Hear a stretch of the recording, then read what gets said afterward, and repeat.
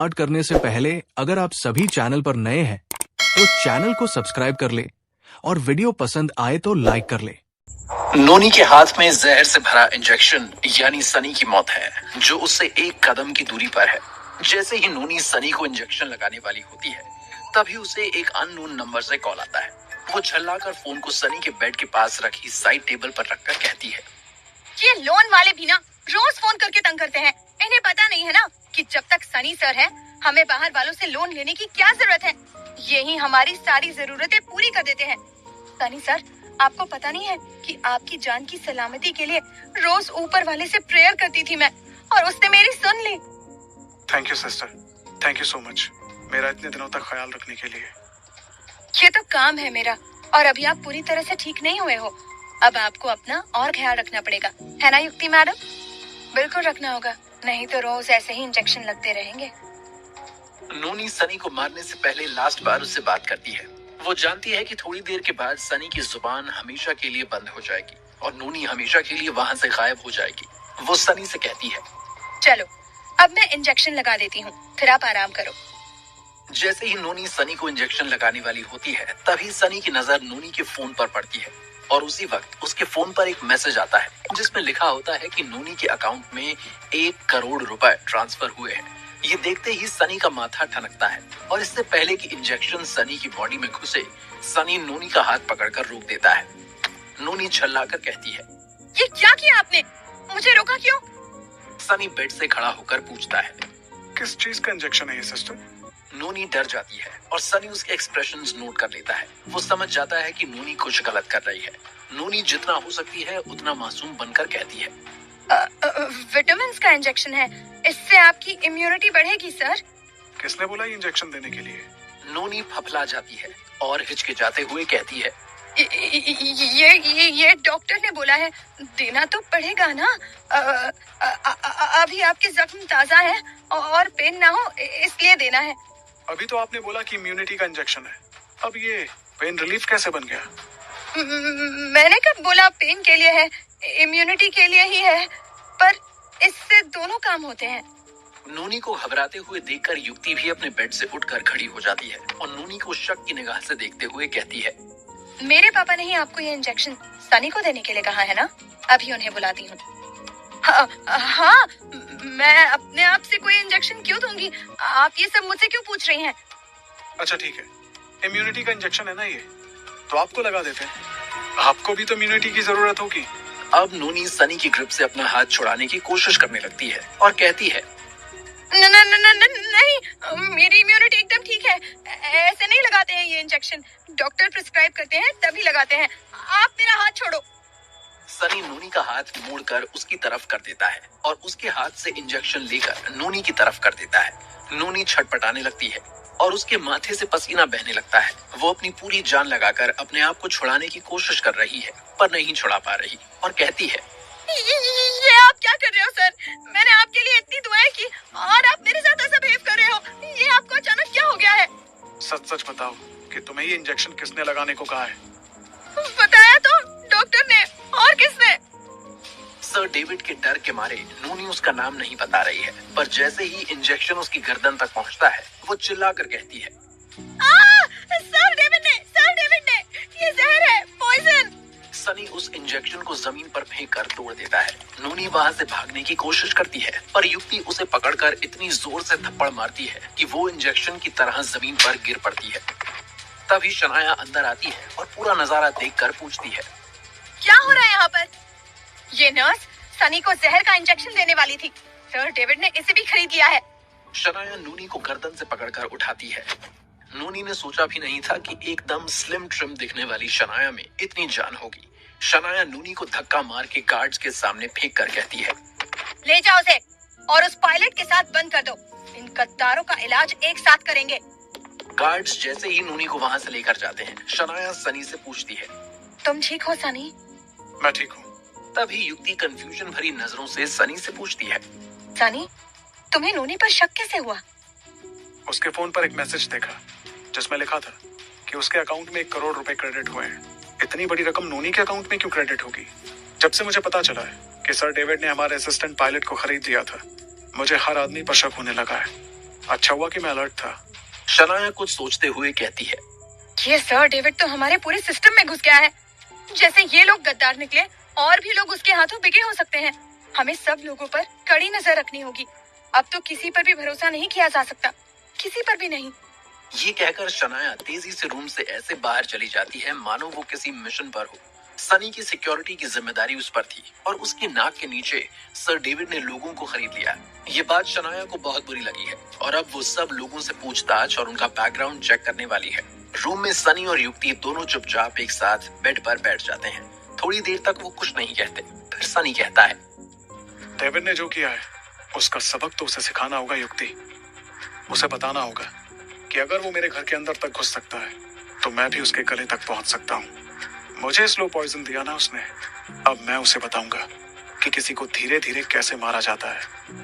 ये कहते हुए सनी का मुंह गुस्से से लाल हो जाता है और दांत कस जाते हैं, लेकिन कमजोरी की वजह से उसे अचानक से चक्कर आ जाता है। युक्ति उसे लेटाते हुए कहती है, अभी वक्त लड़ाई पर जाने का नहीं है, लड़ाई की तैयारी करने का है। पहले तुम्हें फिर से स्ट्रॉन्ग बनना होगा, फिर हम आगे का सोचेंगे। अभी तुम सिर्फ आराम करो। युक्ति बहुत प्यार से सनी के ऊपर चादर डाल देती है और जैसे ही सनी की आंख लगने वाली होती है उसे एक ख्याल आता है और वो उठकर युक्ति से कहता है, फैजल कहाँ है? वो भी तुम्हारे साथ गया था ना? वापस आने के बाद में उससे नहीं मिला। वो ठीक तो है ना? फैसल अपने रूम में आराम कर रहा है। उसके पैर में थोड़ी चोट आ गई है। जैसे ही वो ठीक होगा वो तुमसे मिलने के लिए आएगा। सनी खड़ा होकर कहता है, नहीं, मैं उससे अभी मिलना चाहता हूँ। तुम मुझे उसके रूम में ले चलो। सनी, अभी तुम्हारी तबीयत ठीक नहीं है। इतनी भी खराब नहीं है कि मैं फैजल को देख ना पाऊँ। चलो। युक्ति जानती है कि सनी कितना जिद्दी है और अपनी बात मनवा कर रहेगा। वो ज्यादा बहस नहीं करती और उसके साथ फैजल के रूम में पहुंच जाती है। जैसे ही फैजल की नजर सनी पर पड़ती है वो बेड पर से उठने की कोशिश करता है। तभी सनी उसे रोकते हुए कहता है, अब लेटे रहो फैजल। कैसी तबीयत है अब तुम्हारी? बस आपको ठीक ठाक देख लिया, अब मैं बिल्कुल दुरुस्त हूँ। सनी फैजल के पास जाकर बैठता है और कहता है, और कितनी बार मेरे लिए अपनी जान दांव पर लगाओगे तुम? जब तक जान में जान बाकी है तब तक बॉस। सनी की आंखों में हल्का पानी आ जाता है और वो कहता है, तुम्हारे होते हुए तो ऊपर वाला भी मेरी जान नहीं ले सकता। बॉस, इस बार मैंने नहीं, युक्ति मैडम ने आपकी जान बचाई है और साथ साथ मेरी भी। मैं तो गहरी गुफा में गिर गया था, ये मुझे बचाने के लिए वापस आई, नहीं तो मेरी कब्र उस बर्फीली गुफा में बन गई थी। मुझे फरिश्ते ले जाने ही वाले थे, तभी युक्ति मैडम ने आकर उन्हें भगा दिया। बस बस, बहुत तारीफ हो गई मेरी। अब तुम दोनों आराम करो। आपने काम ही तारीफ के काबिल किया है मैडम। और बॉस, आपको देखना चाहिए था युक्ति मैडम ने कैसे हवाई जहाज को जमीन पर उतारा। प्लेन को लैंड करवाया? अरे हाँ, मैडम ने ही तो हवाई जहाज की लैंडिंग की थी। वो पायलट तो सर डेविड का खरीदा आदमी निकला। ये सब सुनकर सनी के दिल में युक्ति के लिए इज्जत और भी बढ़ जाती है और वो युक्ति की तरफ हैरानी से देखता हुआ पूछता है, दुनिया में ऐसा कुछ भी है युक्ति जो तुम्हें पता नहीं? हाँ सनी, ऐसी बहुत सारी बातें हैं जो मुझे नहीं पता। इस वक्त मुझे ये नहीं पता है कि तुम अपने रूम में जाकर आराम करने का क्या लोगे। चलो, बहुत हो गई बातें। युक्ति फैजल से आराम करने के लिए कहकर सनी को जबरदस्ती वहां से ले जाने लगती है। तभी फैजल कहता है, मैडम, आपने बॉस को उन उड़ते हुए पत्थरों के बारे में बताया? उड़ते हुए पत्थर? हाँ सनी, जिस गुफा में फैसल जाकर गिरा था वहाँ पर पत्थर हवा में उड़ रहे थे। पत्थर हवा में कैसे उड़ सकते हैं? बादल जैसा कुछ होगा। धोखा हुआ होगा तुम लोगों को। नहीं बॉस, हम सच कह रहे हैं। वहाँ पर पत्थर हवा में ही उड़ रहे थे और चमक भी रहे थे। हाँ सनी, और वो पत्थर बिल्कुल वैसे थे जैसे वो मीटियोर यानी उल्कापिंड। उन पत्थरों की बनावट, उनकी चमक और टेक्सचर बिल्कुल उस उल्कापिंड की तरह था। मैंने सोचा था कि मैं तुम्हें उनके बारे में बताऊंगी। अच्छा हुआ फैसल ने याद दिला दिया। मतलब ये कोई नायाब चीज लग रही है। हमें अपने साइंटिस्ट्स को वहां भेजकर उनके बारे में पता करना चाहिए, इससे पहले कि वो किसी और को मिले। हमारे अलावा उन पत्थरों को हमारे गाइड ताशी और धर्मा ने भी देखा था। वो लोग और किसी को उनके बारे में बताएंगे तो नहीं? नहीं, मैंने उनसे वापस आते वक्त रास्ते में इस बात को अपने तक ही रखने को कहा था और इसकी कीमत भी दी थी। वो लोग और किसी को इस बारे में नहीं बताएंगे। गुड, तुम अभी जाकर साइंटिस्ट को वहां भेजने का इंतजाम करो। सनी उन उड़ते हुए पत्थरों के बारे में सुनकर इतना एक्साइटेड हो गया है कि वर्क मूड में आ गया है। युक्ति उसे शांत करते हुए कहती है, बस बस, अभी थोड़ी देर पहले बात हुई ना हमारी। अभी तुम्हें काम के बारे में बिल्कुल नहीं सोचना है। किसे, कहाँ और कब भेजना है मैं देख लूंगी। चलो अपने रूम में और आराम करो। युक्ति सनी को उसके रूम में वापस ले जाती है और दूसरी तरफ हारे हुए सिपाहियों की तरह हताश और निराश बैठे खुशहाल, गुलमोहर पांचाल और अज्ञात से सर डेविड कहता है, हम लोग एक छोटी बैटल हारे हैं, पूरी वॉर नहीं। सनी आज नहीं तो कल मरेगा, उसे मरना तो होगा ही। मैंने इस बार उसकी जान लेने की कोशिश की, अब मैं उससे वो ले लूंगा जिसमें उसकी जान बसती है। एक वॉरियर बिना हथियार के किसी काम का नहीं होता। हम उससे उसके हथियार ही छीन लेंगे। अभी उसे अपनी हालत ठीक करने में टाइम लगेगा और यही टाइम हम उसकी हालत फिर से खराब करने के लिए इस्तेमाल करेंगे। सर डेविड स्वीटी की तरफ इशारा करके कहता है, जॉनसन को बुलाओ। स्वीटी के चेहरे पर एक स्माइल आ जाती है और बाकी सब लोग सोच रहे हैं कि आखिर ये जॉनसन कौन है। क्या जॉनसन डेविड का वो हथियार है जो सनी को निस्तो नाबूद कर सकता है? क्या है उन उड़ते हुए पत्थरों का रहस्य?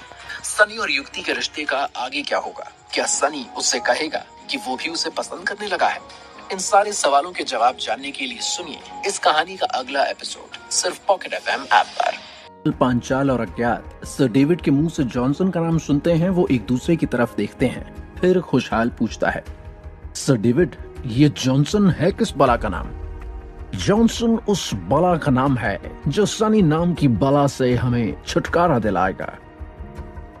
कैसे? जो हम आज तक नहीं कर पाए ये जॉनसन भाई कैसे कर लेंगे?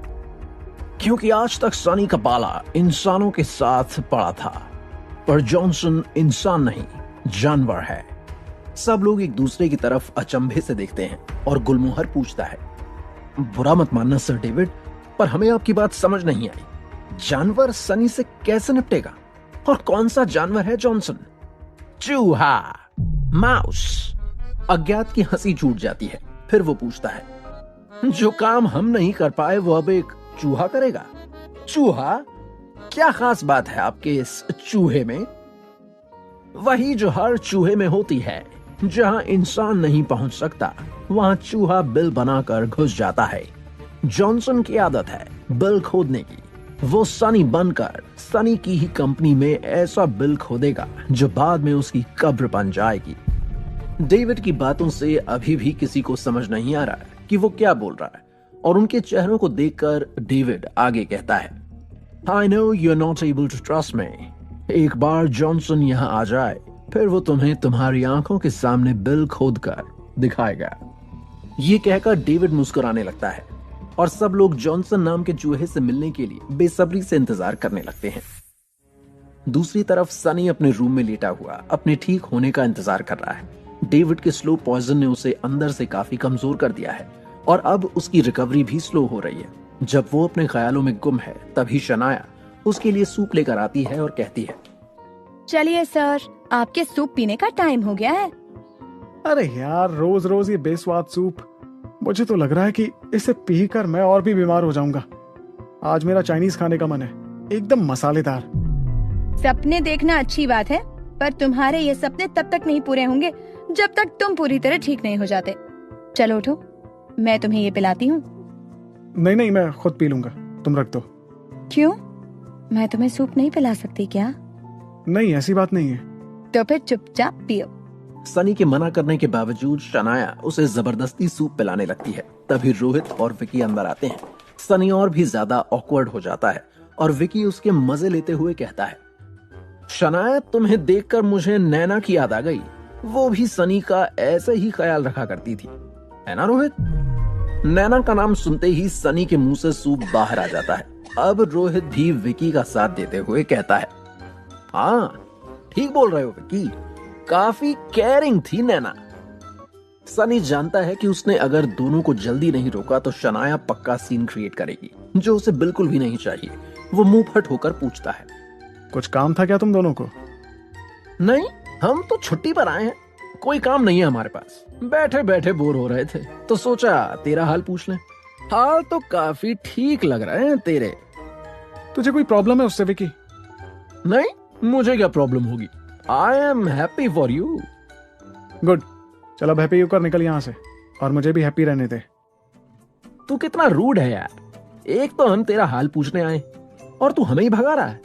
ये तो गलत बात है ना शनाया, ये पहले ऐसा नहीं था, कुछ तो हो गया है इसे। लगता है नैना को बहुत मिस कर रहा है ये। शनाया भी समझ रही है कि विकी उसे उकसाने की कोशिश कर रहा है, पर वो इस बात को और हवा नहीं देना चाहती, इसलिए कहती है, नैना का तो मुझे नहीं पता, पर इतना पता है कि ये तुम दोनों को बहुत मिस करता है। तुम दोनों भी यहाँ शिफ्ट क्यों नहीं हो जाते? तुम दोनों आसपास रहोगे तो तुम तीनों को अच्छा लगेगा। इस बात पर विकी और रोहित एक दूसरे को देखते हैं और लंबी सांस भरकर रोहित कहता है, मन तो हमारा भी करता है इसके साथ रहने का, पर भाई साहब ने हमें गुजरात के कामों में फंसा दिया है। मुझे होटल का मालिक बना दिया है और विकी को कंस्ट्रक्शंस का काम सौंप दिया है। दोनों ही कामों के लिए वहां होना जरूरी है, पर अब हमने सोच लिया है इस साल में एक बार तो हम सब साथ में वेकेशन पर जाएंगे। इस बार यही सोच कर आए थे, पर ये तो खुद ही बेड पर पड़ा है। गुड आइडिया, चलो वेकेशन पर चलते हैं। वैसे भी सनी अभी कोई काम तो नहीं कर रहा है, बस आराम कर रहा है, तो क्यों ना कहीं और चलकर आराम कर ले। तभी विकी एक्साइटेड होकर कहता है, हाँ पर एक शर्त पर, एक हफ्ते के लिए बिना कोई स्ट्रेस, विदाउट फोन, कोई काम नहीं, बस आराम और घूमना। वो तो हम यहाँ भी कर सकते हैं ना। नहीं यार, ये आइलैंड बहुत सुंदर है, इसमें कोई डाउट नहीं है, पर अब हमें बाहर निकलकर एक्सप्लोर करने की जरूरत है, ट्रैवल करने की जरूरत है यार। याद है जब हमारे पास पैसे नहीं होते थे तो हम कहते थे कि जब पैसे आएंगे तो पूरी दुनिया घूमेंगे। अब पैसे आ गए हैं तो भी कहीं नहीं जा पा रहे। मैंने सुना है कि कोंकण एरिया बहुत सुंदर है, मैं तुम्हें वीडियोस दिखाता हूँ। जैसे ही विकी सबको अपने फोन पर कोंकण के वीडियोस दिखाता है, सबका रोड ट्रिप करने का मन कर जाता है। और उसी वक्त युक्ति भी रूम में आती है और पूछती है, क्या चल रहा है गाइस? रोड ट्रिप की प्लानिंग। अरे वाह, कौन जा रहा है रोड ट्रिप पर? हम सब। हम सब मतलब? हम सब, मैं, रोहित और सनी। ये सुनते ही शनाया एकदम से बोल पड़ती है, और मैं भी। युक्ति उन सबको हैरानी से देखती है और कहती है, ये प्लान तुम लोगों ने कर कैसे लिया? सनी तुम्हारे साथ कैसे जा सकता है? क्यों नहीं जा सकता मैं युक्ति? क्योंकि तुम बीमार हो, तुम्हें रेस्ट की जरूरत है। वही करने तो जा रहे हैं, कोंकण कोस्टल रोड, एक हफ्ते के लिए। क्या इतनी प्लानिंग ऑलरेडी हो चुकी है? हाँ, मैं तो कहता हूँ कि तुम भी चलो। ना तो मैं जा रही हूँ और ना ही तुम्हें जाने दूंगी। उसी वक्त युक्ति का फादर डॉक्टर अरविंद अंदर आता है और पूछता है, कौन कहाँ जा रहा है? पापा, यहाँ पर रोड ट्रिप पर जाने का प्लान बनाया जा रहा है और सनी को भी जाना है। गुड, ये तो अच्छी बात है। सबके चेहरे पर चमक आ जाती है। युक्ति अपने पापा से गुस्सा होकर कहती है, इसमें क्या अच्छी बात है पापा? सनी की तबीयत ठीक नहीं है और उसे रोड ट्रिप पर जाना है। घूमने फिरने से तो तबीयत और भी जल्दी ठीक होती है। एक जगह बैठे रहने से आदमी बोर हो जाता है और उसके मेंटल स्टेट का उसकी फिजिकल रिकवरी पर भी असर होता है। और सनी को कौन सा स्टेट ट्रांसपोर्ट में सफर करना है जो तकलीफ होगी? ये सुनते ही विकी अरविंद से कहता है, और नहीं तो क्या अंकल जी, हम एक बस को कैरवान में कन्वर्ट कर देंगे और उसमें सब एक साथ घूमेंगे। सनी उसमें अच्छे से आराम कर पाएगा। ऐसे घूमने का मेरा बचपन से प्लान था। ये सुनते ही शनाया और एक्साइटेड होकर कहती है, ये सुपर्ब आइडिया है, मैं तो चल रही हूँ। आइडिया तो युक्ति को भी टेम्पटिंग लगता है, पर वो अभी भी इसके खिलाफ है। तभी रोहित कहता है, साथ में सनी के लिए एक नर्स भी ले जाएंगे। सनी, शनाया और युक्ति सीरियस हो जाते हैं। तभी अरविंद बोलता है, नहीं, अभी नर्स की कोई जरूरत नहीं है। सनी को बस रेगुलरली अपनी मेडिसिन लेनी है और डाइट का ख्याल रखना है। वो तो तुम लोग मिलकर कर ही लोगे। पर पापा, पर कुछ नहीं युक्ति, जब डॉक्टर ने बोल दिया तो तुम्हें क्या प्रॉब्लम है? तुम्हें जो करना है करो, आ जाओ घूमकर। आ जाओ नहीं, तुम भी साथ चल रही हो। मैं जाऊंगी तो काम कौन संभालेगा? ऐसी सिचुएशन के लिए ही तो नयन को जनरल मैनेजर बनाया था, वो देख लेगा। तुम भी थोड़ा काम से ब्रेक ले लो। हम सब चल रहे हैं, दैट इज फाइनल। युक्ति, जिसका अंदर से तो बहुत मन है जाने का, बाहर से अपनी फीलिंग्स को कंट्रोल करते हुए कहती है, ठीक है, जब तुम इतना फोर्स कर रहे हो तो चल दूंगी। गुड, और आरोही दीदी को भी बोल दो कि वो भी तैयार हो जाए। हम कल सुबह सुबह ही निकलेंगे। कल सुबह? तभी विकी कहता है, लेट हो जाएगा ना, मैं तो कहता हूँ अभी निकलते हैं। और बस को कैरवान में कब कन्वर्ट करेंगे विकी? तभी शनाया कहती है, उसकी जरूरत नहीं है। किसी बॉलीवुड स्टार के जैसी वैनिटी बस मंगवा लेते हैं, उसमें सारी फैसिलिटीज होती है। ये तो बेस्ट हो जाएगा, स्टार्स की तरह ट्रैवल करेंगे, मजा आ जाएगा। चलो चलो पैकिंग स्टार्ट करो, 1 घंटे में निकलते हैं। युक्ति को अब भी यकीन नहीं हो रहा कि सब इतनी जल्दी हो रहा है। गाइस, हम लोग सचमुच अभी निकल रहे हैं क्या? हाँ युक्ति, हम जा रहे हैं। जो प्लान ऐसे रैंडम बनते हैं उनमें ज्यादा मजा आता है। अब जाओ, तुम्हारे पास बस 1 घंटा है पैकिंग के लिए। अब शनाया और युक्ति सबसे पहले वहां से पैकिंग करने के लिए भाग जाती हैं और विकी सनी से कहता है, भाई तू मान या ना मान, मेरे बिना तुम लोग कभी भी लाइफ में मौज नहीं कर पाओगे। असली मजे तो मैं ही दिलाता हूँ। बात तो तेरी ठीक है विक्की, इस पूरी ट्रिप को तू ही फाइनेंस कर रहा है, राइट? रोहित, चल मौज करते हैं विक्की के पैसों पर। तभी रोहित कहता है, हाँ बिल्कुल ठीक, विक्की हमेशा खाकर भाग जाता है, इस बार पूरे पैसे यही खर्च करेगा। ये सुनते ही विक्की का मुंह उतर जाता है और वो कहता है, आदमी अगर मन से गरीब हो ना तो चाहे उसके पास कितना भी पैसा आ जाए वो गरीब ही रहता है। ऊपर वाले ने तुझे इतना कुछ दे दिया है सनी, पर ट्रिप के पैसे तुझे मुझसे चाहिए? मैं बेचारा नौकरी पेशे वाला आदमी इतने पैसे कहां से लेकर आऊंगा? कैसा है यार तू, कुछ तो शर्म कर। तेरा दोस्त हूँ, शर्म कैसे करूं? चल अब जल्दी से बहुत सारे पैसे खर्च करने के लिए तैयार हो जा, नहीं तो हम तुझे छोड़कर भी जा सकते हैं। वाह बेटा, जिसने पूरा प्लान बनाया उसे ही छोड़कर चले जाओगे? कितना कमीना है यार तू। ये तू तब बोलना जब हमारी वैनिटी तुझे छोड़कर जा रही होगी।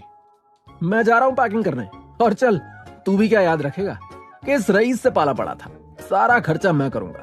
और हाँ रोहित, आगे से मत बोलियो कि खा के भाग जाता है। चलो अब ट्रिप के फाइनेंसर का पैकिंग करने का टाइम हो गया है। 1 घंटे के अंदर सब के सब पार्किंग में मिलो, नहीं तो मेरी वैनिटी चली जाएगी। ये कहते ही विक्की वहां से भाग जाता है और रोहित सनी से पूछता है, तू सच में ठीक है ना सनी, वरना हम कैंसिल करते हैं।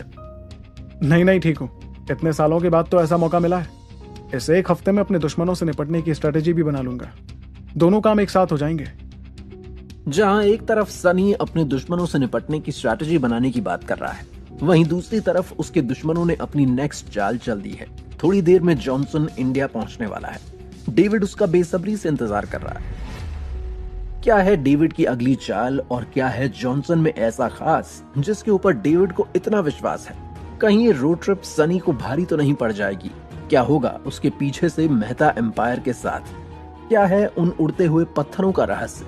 इन सारे सवालों के जवाब जानने के लिए सुनिए इस कहानी का अगला एपिसोड सिर्फ पॉकेट FM ऐप पर। गैंग के साथ छुट्टियों पर निकल रहा है और दूसरी तरफ सर डेविड अपनी गैंग के साथ सनी की छुट्टी करने का इंतजाम कर रहा है। उसका चूहा जॉनसन इंडिया में प्राइवेट जेट से लैंड कर चुका है और डेविड के साथ साथ बाकी सब लोग भी उसका बेसब्री से इंतजार कर रहे हैं। स्पेशली अज्ञात, वो देखना चाहता है कि अब ये लोग सनी को खत्म करने के लिए कौन सा ब्रह्मास्त्र निकाल कर लाए हैं। प्राइवेट जेट में से पहले एक ट्रांसपेरेंट मटेरियल का ब्रीफकेस बाहर आता है जिसके अंदर रंग बिरंगी लाइट्स टिमटिमा रही हैं। ऐसा लग रहा है जैसे कोई चलता फिरता न्यूक्लियर रिएक्टर हो। जिसके हाथ में ये ब्रीफकेस है वो प्राइवेट जेट से उतरकर दूर कार के पास खड़ी स्वीटी की तरफ बढ़ना शुरू करता है। उसे देखते ही स्वीटी सर डेविड से फोन पर कहती है, He is here. Sir David के चेहरे की स्माइल और भी बड़ी हो जाती है और वो फोन रखने के बाद खुशहाल गुलमोहर और अज्ञात से कहता है, सनी की कब्र खोदने के लिए चूहा आ गया है। एक तरफ सनी की कब्र खोदने की तैयारी चल रही है और दूसरी तरफ उसके आइलैंड से उसकी पूरी गैंग को बैठाकर वैनिटी वैन निकल चुकी है। सनी की वैन इतनी बड़ी है कि उसके अंदर 2 बेडरूम है, किचन और लिविंग एरिया भी है। उसकी बड़ी बड़ी खिड़कियों से सब लोग गोवा और कोंकण इलाके के नजारों का मजा ले रहे हैं। दूर दूर तक अरेबियन सी और उसके किनारे चलती हुई उनकी वैनिटी वैन। इससे सुंदर और क्या हो सकता है? उन सब लोगों में शनाया, जेसिका और युक्ति ही हैं जो अब्रॉड घूम कर आ चुकी हैं। पर अपने देश की खूबसूरती देखने के बाद तीनों की आंखें खुली की खुली रह गई हैं। जेसिका सबसे कहती है, I didn't know that हमारी कंट्री में भी इतने ब्यूटीफुल प्लेसेस हैं। अदरवाइज अब्रॉड जाकर पैसे वेस्ट नहीं करती मैं। अब मैंने डिसाइड कर लिया है कि पहले मैं अपनी कंट्री ठीक से एक्सप्लोर करूंगी, फिर कहीं बाहर जाऊंगी। युक्ति उसकी बात पर अग्री करते हुए कहती है, सेम हियर जेसिका। तभी शनाया विकी की तरफ देखकर कहती है, एक्चुअली हम सबको इसके लिए विकी को थैंक्स बोलना चाहिए, वो ही हम सबको यहाँ लेकर आया है। विकी उस बच्चे की तरह खुश हो जाता है जो बरसों से क्लास का मॉनिटर बनने के सपने देख रहा था, और स्कूल के लास्ट दिन क्लास टीचर उसे क्लास का मॉनिटर बना देती है।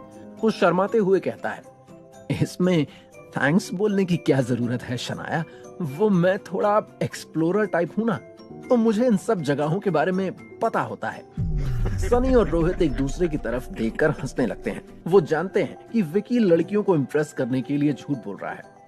सनी विकी की टांग खींचते हुए कहता है, हाँ, विक्की बचपन से एक्सप्लोरर टाइप रहा है। अहमदाबाद की ऐसी कोई भी गली नहीं है जो उसने एक्सप्लोर ना की हो, और जिस गली में अमरूद का पेड़ होता था वो तो इसे पता ही होती थी।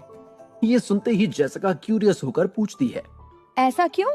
अमरूद के पेड़ से विकी का क्या रिलेशन? तभी रोहित कहता है, रोज दोपहर को विकी पेड़ों से अमरूद चुराने जाता था। ये सुनते ही सब के सब विकी पर हंसने लगते हैं। विकी कहाँ कम है, वो भी जवाब में कहता है, हाँ, मैं अमरूद चुराता था, और ये रोहित घर के बाहर खड़े होकर पहरा देता था, नजर रखता था कि कोई हमें देख तो नहीं रहा। डरपोक था ये, और मैं डेयरिंग वाला। दीवार पर चढ़कर अमरूद तोड़ने की हिम्मत नहीं थी इसमें। रोहित उस पर पलटवार करके कहता है, हिम्मत थी, पर मैं बेवकूफ नहीं था। एक बार तो ये जैसे ही अमरूद चुराने के लिए एक घर की दीवार पर चढ़ा, दीवार के दूसरी तरफ घर का ओनर छुपा बैठा था, और जैसे ही उसे इसका सर नजर आया, उसने इसके बाल पकड़कर इसे घर के अंदर खींच लिया। जेसिका, जो कि एक अमीर बाप की बेटी है, विकी और रोहित की अमरूद चुराने की स्टोरी से बहुत थ्रिल्ड हो जाती है। वो पूछती है, वाह, फिर क्या हुआ? फिर क्या, मैं तो वहाँ से भाग गया और दूर जाकर खड़ा हो गया। बहुत दूर तक इसके मार खाने की आवाज आ रही थी। इसके शरीर के सारे पुर्जे ढीले पड़ गए थे। दिमाग के पुर्जे तो आज तक ठीक नहीं हुए बेचारे के। सब के सब विकी पर हंसने लगते हैं। विकी का मन तो कर रहा है कि वो उसके बचपन के राज खोलने के लिए रोहित को वैनिटी के बाहर फेंक दे, पर फिलहाल वो रोहित पर पलटवार करते हुए कहता है, चल चल, इतना भी नहीं मारा था। और अगर मारा था तो क्या हुआ, मैं इसकी तरह भागा तो नहीं। जब अमरूद तोड़ कर लाता था तब तो कुत्ते की तरह खाता था। तेरी जगह कुत्ते को लेकर गया होता तो वो मेरा साथ देता। तू तो कुत्तों से भी गया गुजरा है। सब अब रोहित पर हंसने लगते हैं। विकी रोहित के पास जाकर दबी आवाज में कहता है, अब अगर तूने और नौटंकी की ना तो अभी वैनिटी वैन से नीचे उतार दूंगा। भूल गया, इस पूरी ट्रिप का फाइनेंसर मैं हूं। समझा कर भाई, मैं यहाँ जेसिका पर इंप्रेशन जमाने की कोशिश कर रहा हूँ और तू मेरी बेइज्जती किए जा रहा है। सनी, समझा इसे यार। सनी रोहित की तरफ सीरियस होकर देखता है और कहता है, मत कर यार रोहित, ये भी कोई बात है सबके सामने कहने वाली। तू तो वो वाली बात बता ना जब सब लड़कियों ने मिलकर इसे मारा था। जैसे ही रोहित सबको विकी के पिटने का एक और किस्सा बताने लगता है, तभी विकी उसे रोकते हुए कहता है, चलो चलो, सब होटल आ गया। आज की रात हम लोग यहीं पर रुकने वाले हैं, कल सुबह बीच पर जाएंगे। चल रोहित बेटा, तुझसे तो रूम में निपटता हूँ। विकी और रोहित की नोकझोंक देखकर सब काफी खुश हैं। सनी को आज लग रहा है कि उसने पैसे के अलावा भी कुछ कमाया है। ऐसे दोस्त कमाए हैं जो उसके सुख दुख में उसके साथ है। उसके चेहरे की खुशी युक्ति नोटिस करती है और अब उसे सनी के इस ट्रिप पर आने का फैसला ठीक लगने लगता है। जैसे ही सब लोग वैनिटी वैन से उतरकर होटल में जाते हैं, एक कार आकर उनके होटल से थोड़ी दूर पर खड़ी होती है और उसमें बैठे दो आदमियों में से एक किसी को फोन लगाकर कहता है, वो लोग होटल पहुंच गए हैं। ये कहकर वो फोन काट देता है और फिर दोनों आदमी सिगरेट निकालकर पीने लगते हैं। इस बात से पूरी तरह अनजान कि उनके ऊपर नजर रखी जा रही है। सनी और उसकी पूरी गैंग चिल मारने के लिए सीधा होटल के स्विमिंग पूल में उतरती है। सनी अंदर नहीं जाता, बाहर ही बैठकर उन्हें एंजॉय करते हुए देखता है। और उसी वक्त शनाया, जो कि स्विम सूट में बहुत खूबसूरत लग रही है, मौका देखकर सनी के पास आकर बैठते हुए पूछती है, तुम ठीक हो सनी? मेडिसिन ली तुमने अपनी? हाँ, आरोही दीदी ने दी थी। कितना अच्छा लग रहा है ना सबके साथ में? हाँ, मैं पहली बार सबके साथ वेकेशन मनाने आया हूँ और अब लग रहा है कि हमने ये पहले क्यों नहीं किया। हाँ, पर कोई बात नहीं, पहले नहीं तो अब करेंगे। तुम्हारे दोस्त भी बहुत अच्छे हैं। विकी तो जेसिका को फुल इम्प्रेस करने में लगा हुआ है। वो तो हमेशा ही अपनी तरफ से हर लड़की को इम्प्रेस करने की कोशिश करता है, पर बात कोशिश तक ही रह जाती है। वो कहते हैं ना, कोशिश करने वालों की हार नहीं होती। क्या पता इस बार उसकी बात बन जाए और मेरी भी। सनी समझ जाता है कि शनाया किस बारे में बात कर रही है। जब से शनाया ने सनी को प्रपोज किया है तब से सनी हमेशा इस बात को टालने की कोशिश करता है। पहले तो वो फिर भी कहीं ना कहीं कंफ्यूज था, पर अब वो इतना तो समझ चुका है कि शनाया उसकी दोस्त से ज्यादा और कुछ नहीं हो सकती है। पर ये बात वो उसे कैसे बताए, ये उसे समझ नहीं आ रहा है। जब वो अपने दिमाग में उलझा हुआ है तभी शनाया उससे कहती है, अब तो तुम्हें सोचने का काफी वक्त मिल गया है सनी, तो बोलो कब का मुहूर्त निकाले। मुझे लगता है कि अभी हमें इस बारे में और सोचने की जरूरत है। सोचने के लिए तो पूरी लाइफ भी कम पड़ जाएगी सनी। ज्यादा सोचने से डिसीजन पावर कमजोर हो जाती है। मैं कौन सा कह रही हूँ कि हमें अभी शादी करनी है, मैं कह रही हूँ कि हम लोग एंगेजमेंट कर लेते हैं और फिर तुम आराम से सोचते रहना और मैं तैयारी करती रहूंगी। कैसा आइडिया है? सनी को अंदर ही अंदर डर लग रहा है। शनाया तो बहुत आगे का सोच चुकी है और जब उसे पता चलेगा कि सनी उसे एक दोस्त से ज्यादा कुछ नहीं मानता तो वो वोल्केनो की तरह फटेगी और सब कुछ बर्बाद कर देगी। सनी सोच रहा है कि अब उसे इस बात को जितनी जल्दी हो सके दबा देना चाहिए। वो बोलता है, अब शनाया, अभी हम लोग वेकेशन पर आए हैं, थोड़ा टाइम साथ में स्पेंड करते हैं और जब वापस जाएंगे तब इस बारे में बात करेंगे। ठीक है, जब इतना इंतजार कर लिया है तो थोड़ा और सही, पर वापस लौटते ही इस बात को फाइनल कर लेंगे। मेरा जवाब तो तुम्हें पता है और मेरे दिल को पता है कि तुम्हारा जवाब भी क्या होगा। ये कहकर शनाया पुल में कूद जाती है। तभी सनी की नजर दूर से आती हुई युक्ति पर पड़ती है। इस वक्त सनी की बॉडी में जितना दर्द हो रहा है उससे कहीं ज्यादा उसके सर में होने लगा है। उसके सामने दो लड़कियां हैं, एक है जो उससे शादी करना चाहती है और दूसरी है जिससे शायद सनी शादी करना चाहता है। एक तरफ सनी असमंजस में है और दूसरी तरफ खुशहाल, गुलमोहर और अज्ञात फाइनली जॉनसन को देखकर असमंजस में आ गए हैं। उनके सामने एक 24 से 25 साल का लड़का खड़ा है जिसका वजन उसके लैपटॉप के वजन से भी कम है। उसके बाल घुंघराले हैं, रंग गोरा और उसने अपनी बॉडी से ट्रिपल साइज के कपड़े पहने हुए हैं और हाथ में रंग बिरंगी लाइट्स वाला ब्रीफकेस पकड़ा हुआ है। आंखों पर चेहरे से बड़ा चश्मा लगाए वो सबसे कहता है, हाय गाइस। खुशहाल और गुलमोहर एक दूसरे की तरफ देखते हैं और अज्ञात की तो हंसी ही निकल जाती है। वो उसका मजाक उड़ाते हुए कहता है, आप सही कह रहे थे सर डेविड, जॉनसन तो सही में चूहा है। आप तो बोल रहे थे ये बहुत धुरंधर है, लेकिन मुझे तो लगता है हमें इससे पहले थोड़ा खाना खिलाना चाहिए। एक आध महीना इसकी थोड़ी सेवा करते हैं, जब ये थोड़ा ठीक ठाक हो जाएगा तब इससे बात करेंगे और तब तक हमें इसे तेज हवाओं से भी बचा कर रखना होगा।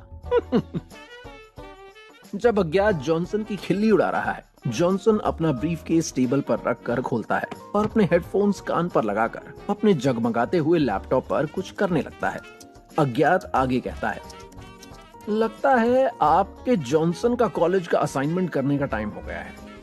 क्या सर डेविड, आप भी ना, किसको उठा कर ले आए और वो भी प्राइवेट जेट से? इसे तो कोई बस की टिकट भी नहीं देगा। जैसे ही अज्ञात ये कहता है उसके फोन पर एक मैसेज आता है, जिसे देखते ही अज्ञात की हंसी उसके पेट के अंदर चली जाती है। उसके माथे पर पसीना आ जाता है और वो अपने पापा गुलमोहर से कहता है, डैड, अभी अभी किसी ने मेरे अकाउंट से 50 लाख रुपए निकाल लिए हैं। क्या? ऐसा कैसे हो सकता है? ये देखो मैसेज। मैसेज देखते ही गुलमोहर की भी सिट्टी पिट्टी गुल हो जाती है और वो कहता है, तू बैंक अकाउंट चेक कर। जैसे ही अज्ञात अपने फोन पर बैंकिंग ऐप खोलकर अपने अकाउंट को देखता है, उसे चक्कर आ जाता है। किसी ने सही में उसके अकाउंट से 50 लाख रुपए निकाल लिए हैं। गुलमोहर अज्ञात से कहता है, मुंह क्या देख रहा है, अभी के अभी साइबर सेल को फोन करके बता। अज्ञात फोन करने जाता है, तभी सर डेविड उससे कहता है, कोई जरूरत नहीं है, मुझे पता है कि पैसे किसने निकाले हैं। किसने निकाले हैं? ये सुनते ही सर डेविड और जॉनसन एक दूसरे की तरफ देखकर मुस्कुराते हैं। किसी को कुछ समझ नहीं आ रहा है कि वो लोग मुस्कुरा क्यों रहे हैं। क्या पैसे जॉनसन ने अज्ञात के अकाउंट से निकाले हैं? अगर हाँ तो कैसे? क्या सनी इस बार शनाया और युक्ति में से किसी एक को चुन पाएगा? क्या जॉनसन सच में सनी को बर्बाद कर सकता है? इन सारे सवालों के जवाब जानने के लिए